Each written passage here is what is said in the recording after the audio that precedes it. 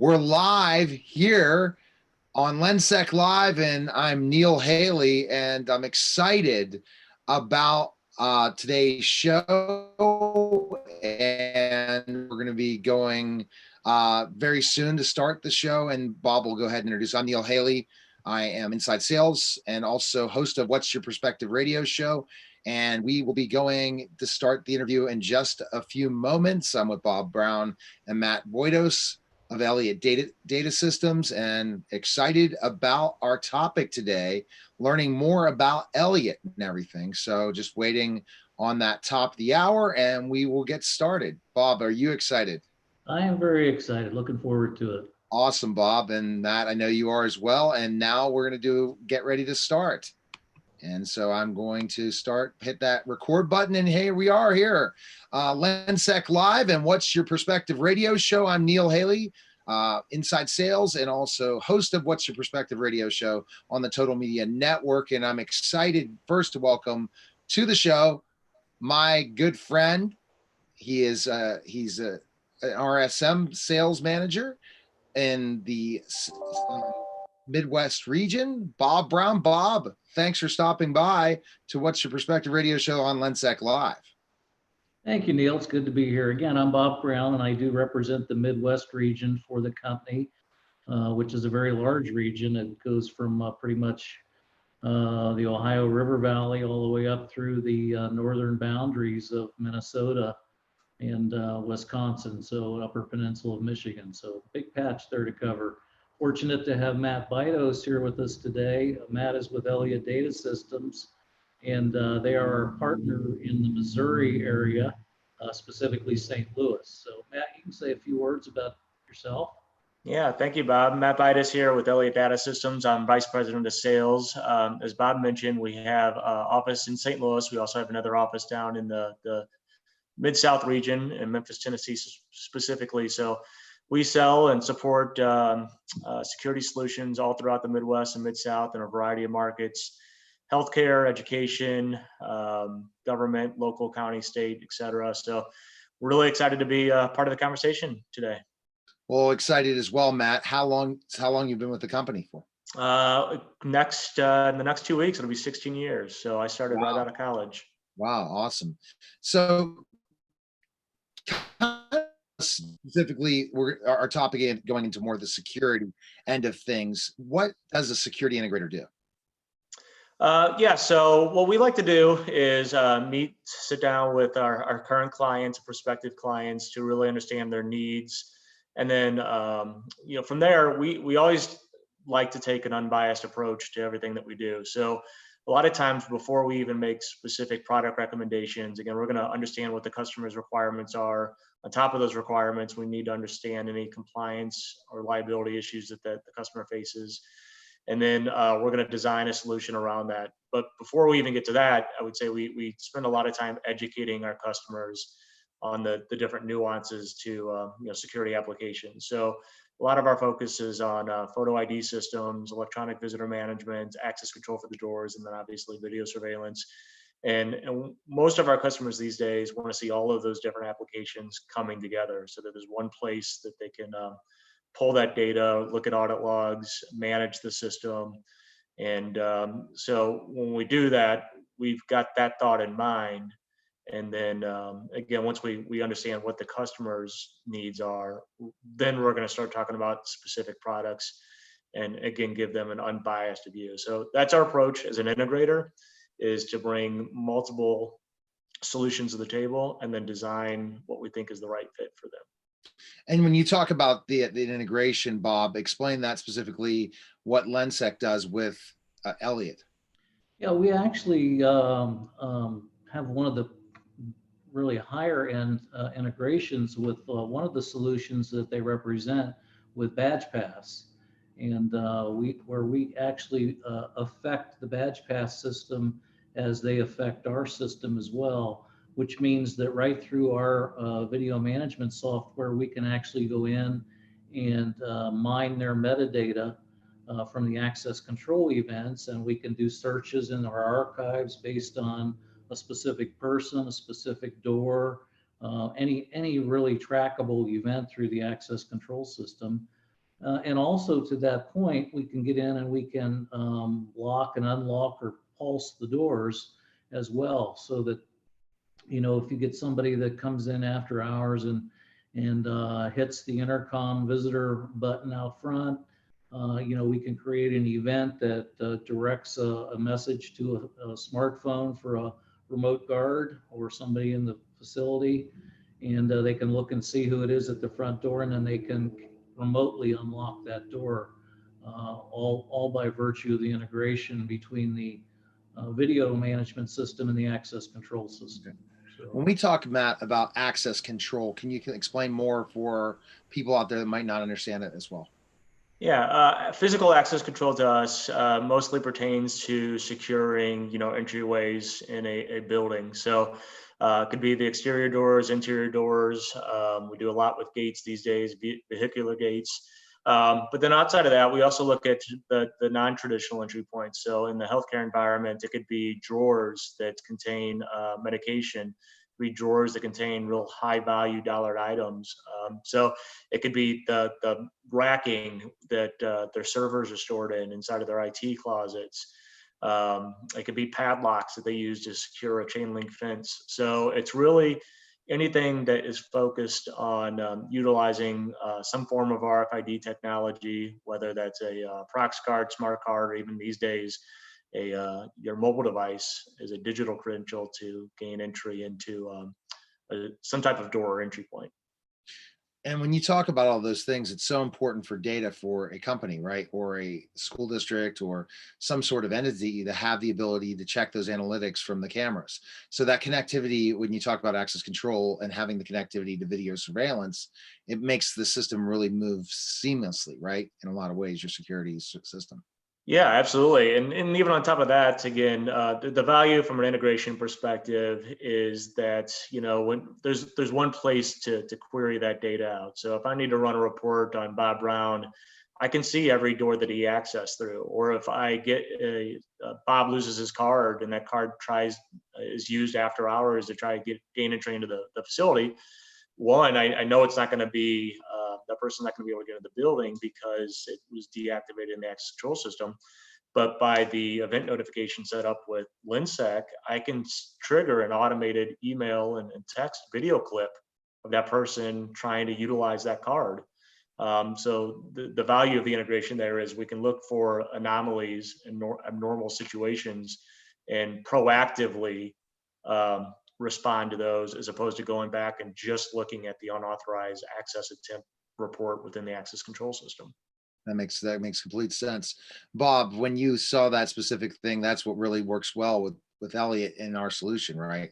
In that way of putting that all together. absolutely. I mean, you know, in the times prior to that kind of an integration, you usually would get a report, you know, if an event like that Matt alluded to happened after hours over a weekend. You know, a lot of times that was a Monday morning report that somebody looked at on their computer. You know, that was 2 days ago that happened. So, you know, it's pretty, not much you can do about it. Whereas now, you know, I can light somebody's, you know, cell phone up and they can see instantly that it's somebody that, you know, has been given that card that from the person that was terminated and deactivated in the system. And I can forward that clip to the police department. And, you know, we can have a high probability now of actually stopping somebody before they even leave the premise with law enforcement. So it's been a big boost to the safety and security really of the facilities. So. And that's what you see with specific security integrators like an Elliott Data, and the fact that you're able now to do so much more with video surveillance. And Matt, that's the other thing that's big about Elliott bringing that technology into the play, where some people just have cameras, right, Matt? But you really can't do much more with cameras. You need all those things. Yeah, no, you're exactly right. And so the thing that we love about the LENSEC solution is, you know, you guys are not a camera manufacturer, right? So you guys take an agnostic approach to it, and you're focused on the video surveillance, the video management side of things. So there's a lot of value in, you know, looking out for the customer's best interest instead of just trying to push a camera on a customer and then looking at the software as an afterthought. Exactly. And it's that kind of situation. So Matt, we're talking off off air, offline about specifically enough how you guys are, again, an essential business. You're still running during COVID-19 and the pandemic. How are you kind of being agile, kind of like our company, in a way to keep things going during this time? Yeah, so obviously there's multiple facets to our business. So I'll start with the sales. From a sales perspective, quite a bit has changed. Not many of our customers or prospective customers these days are actually inside of their facilities, but they still have a need and are planning on moving projects forward. So in one sense, it certainly helped because a lot of our customers have been able to focus on the projects that maybe when they were dealing with interaction with coworkers or customers coming into their facilities, may have slowed the projects down. But in one sense, again, it's helped them prioritize the projects, focus on the projects. And so it's shifted from a sales perspective of doing in-person, on-site walkthroughs with customers. We're still doing a few of those, but most of them these days are being done remotely. So we're using some really cool tools we had been using prior, more just from a project management perspective, where we can pinpoint camera locations and review those more in depth with the customer. I think in the past, a lot of the customers, for better or worse, I mean, fortunately for us, they trust us, and they kind of took for granted whatever camera we would recommend is what they were going to choose. Now we're able to really educate them on the different nuances to all of the different cameras that are out there. And I can look at one camera manufacturer, and if you look at the spec sheet for a 3-megapixel camera, there's 20 different options. So we can really spend time talking now about these are the differences of the different models. These are how this particular camera is going to meet your needs. And then, and again, in the past, the customer really just wasn't that concerned about it, but now they are. And so it's helping us to better design the project and make sure that we're really achieving not just the short-term strategy, but their long-term strategy as they want to grow their projects beyond the first phase. And growing it is an important thing. You don't stop a certain amount of cameras. Yeah. Explain that in certain ways, then I'll add more to Bob explaining it too. That just because you have a certain amount of cameras doesn't mean now we figured out, hey, we need some more, right? Why do you see lots of projects grow with cameras? The same could be said for access control. I don't know that we've had many customers. If we do, it's less than a handful that are using the same amount of cameras and the same amount of doors that they're controlling 6 months to a year after when they first implemented doors. Mm-hmm. Especially in city government applications, typically we're starting off at a city hall or a public works building. And then as the other departments get word that another department has access control and cameras, now they want it. And so it truly becomes a citywide initiative. And the same could be said for school districts, where we start off at a middle school, and then other middle schools find out about it, and elementary schools find about it. So yeah, I mean, the projects just are constantly growing. And so again, we want to make sure that when we're making that recommendation, we have that thought in mind in that first phase, is we don't want to pigeonhole a customer to where they don't have room to grow and expand down the road. And that's because it different. You expand the building, you look at certain gaps in your security. And Bob, explain that more, what Matt was talking about with expansion of cameras. And you don't, and a lot of deployments you see as well, that happens.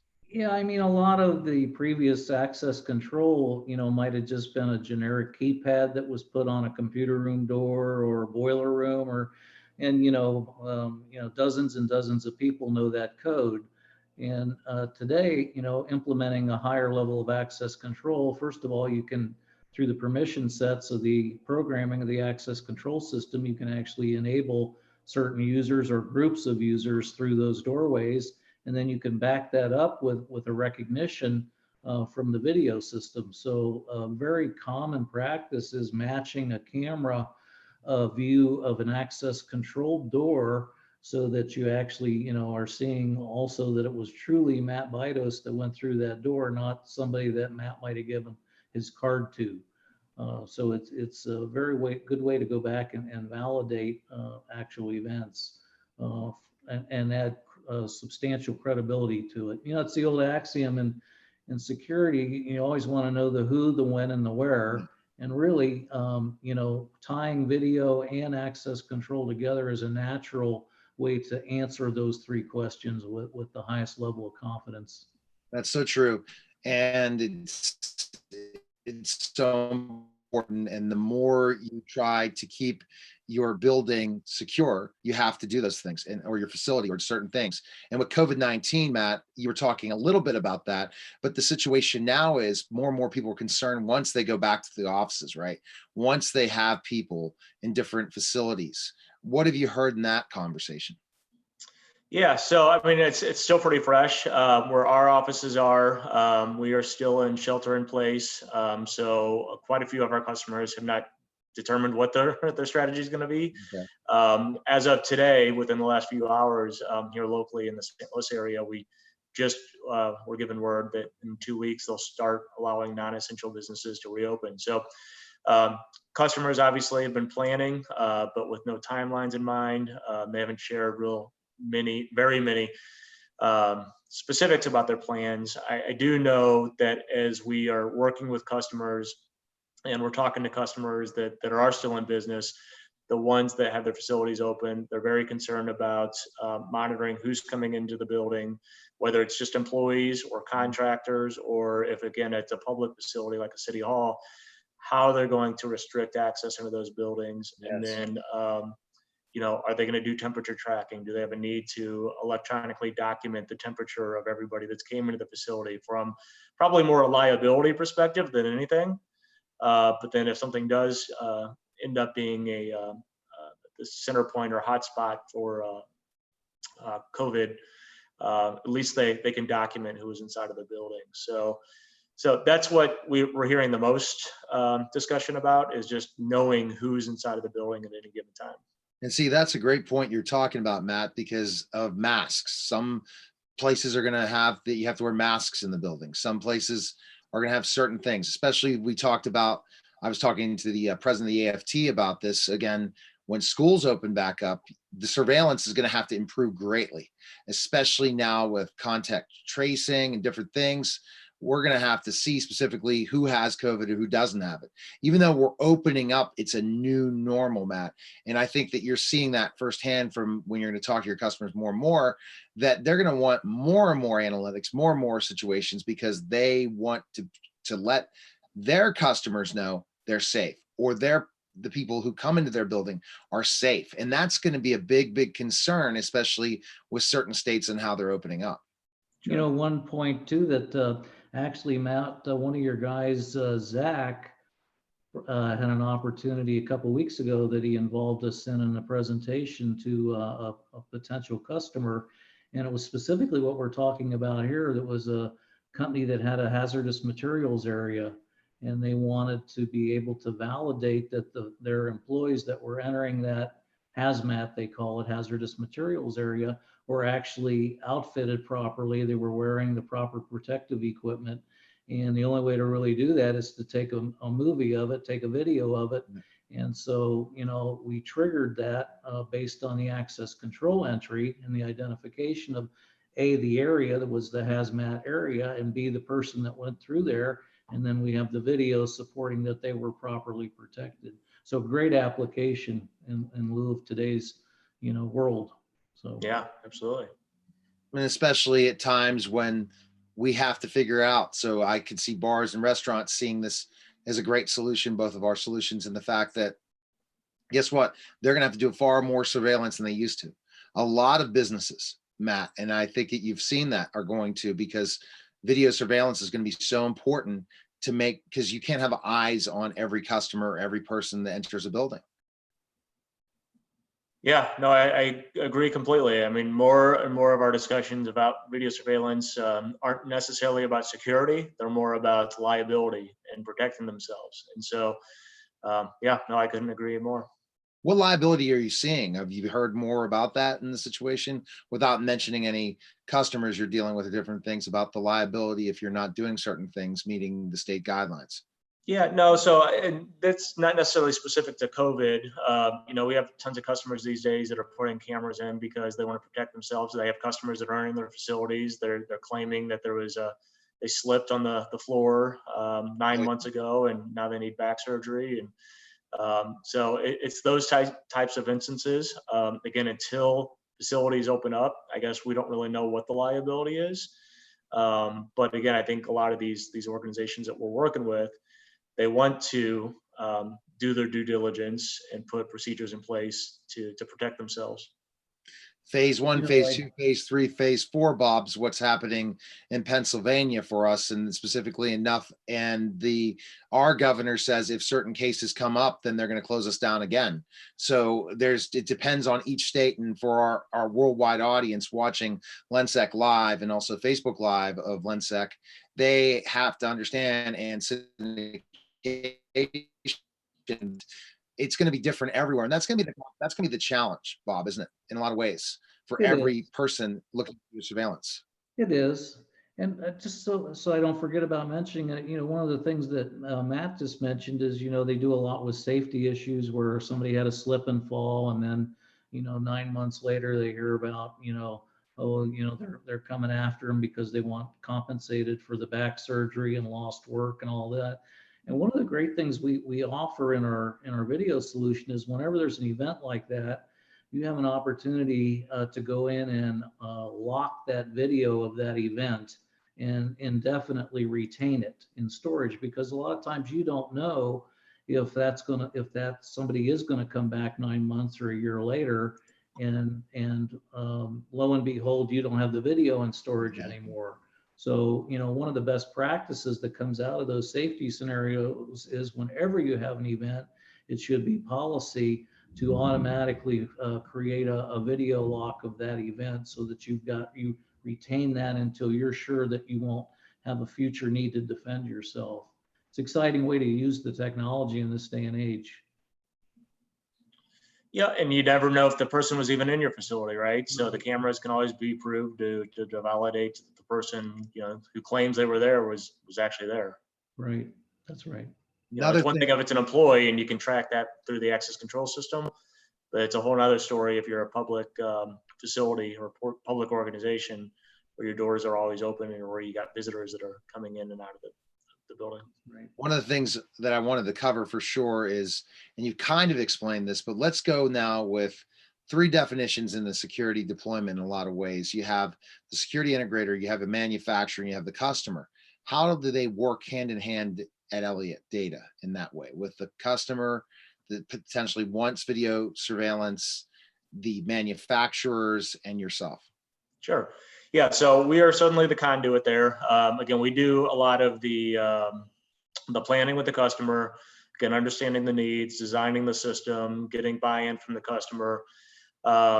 As we're going through that project management, or before the project management, the project design phase, that's when we start engaging our different partners like LENSEC. And we'll make reach outs. So as a great example is recently we worked on a number of projects where the states here in Missouri has got certain requirements for data storage and video retention and frames per second and image quality and things like that. So we'll leverage our partners that are experts on the camera sides for certain things that require I guess unique type of circumstances without going into specific markets. But then we can rely on a company like LENSEC when it comes to calculating the video storage that we need and making a recommendation on the video recorder. Telling you guys that we need 50 cameras stored for 60 days at 15 frames per second. We leverage the experts to kind of back up and validate our thoughts. And then again, we incorporate that into our project design, and then we review that with the customer. And to again, really get their buy-in. They're the ones that ultimately have to make the decision on whether they want the good, better, or best solution for their environment. And that's interesting. You talk about that, how you're the conduit. And Bob, to kind of talk about specifically enough, a great partnership between the manufacturer, which is you, and the integrator is so important in having a successful deployment. It is. It would be impossible for a company like ourselves, and I'm sure most manufacturers, to be able to understand the specific needs of the individual customers. So it's a natural for the integrator to be that person, and really to be the ombudsman or the advocate for their end user, and to represent those requirements, as Matt so clearly pointed out, even to the point where, you know, what the expectation or the requirement might be for video storage. So it really, we rely on the quality of our integrators because, you know, nothing could be worse than an integrator that doesn't do a very good survey or analysis or understanding really of a customer's needs. And then, you know, and then the system is deployed and the customer is dissatisfied early on because it's not meeting an unstated or unasked expectation. So we really value integrators like Elliott that do the extra work, the due diligence, and really properly understand all the expectations. It makes for the happiest customers and the best reputation for all concerned. Absolutely. Yeah, and if I could add to that, I mean, the one thing that working with the manufacturer provides both the integrator and the customer is you guys are covering a wider presence. You're covering the entire country, all of North America. So it's good to see what trends that you guys may be seeing from similar type of customers and markets in other parts of the country that maybe haven't moved to the Midwest yet, or maybe we are ahead of the curve, and you know, taking trends to the coast. So using your guys' resources on what you're seeing in other parts of the country are certainly beneficial to us here. All right. Well, Matt, I would agree. Stories, people love to hear stories. You know, how did they solve that problem? And it gives everything more credibility. It's the anecdotal information, and we love to share that with our partners as well. So thanks for bringing that forward. And Matt, where's the best place we can connect and learn more about Elliott Data? Yeah, so our website, elliottdata.com, ELLIOTTDATA.com. Awesome. And socials? Do you know where the best place connecting social-wise? Yeah, we're all over the place. You can find us on Facebook, LinkedIn. Yeah, you pretty much, there's a social media site. I'm sure we've got a page for it. So exactly. And you serve what areas, just for people that are watching and listening? Yeah, so there's a few different divisions of our company. For the most part, we're again in about a 3 to 4 hour radius of St. Louis and Memphis, Tennessee.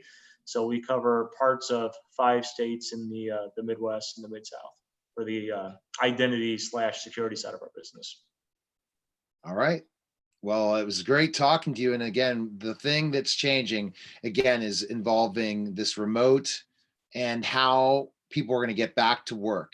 And call someone like Matt when you're ready to get back to work, especially when you want the better video surveillance for your business or your operation. So again, thanks for stopping by to LENSEC. Thanks, Neil. Thanks, Bob. Great talking to you guys. All right. Take care, guys. All right, guys. That was LENSEC Live, everybody.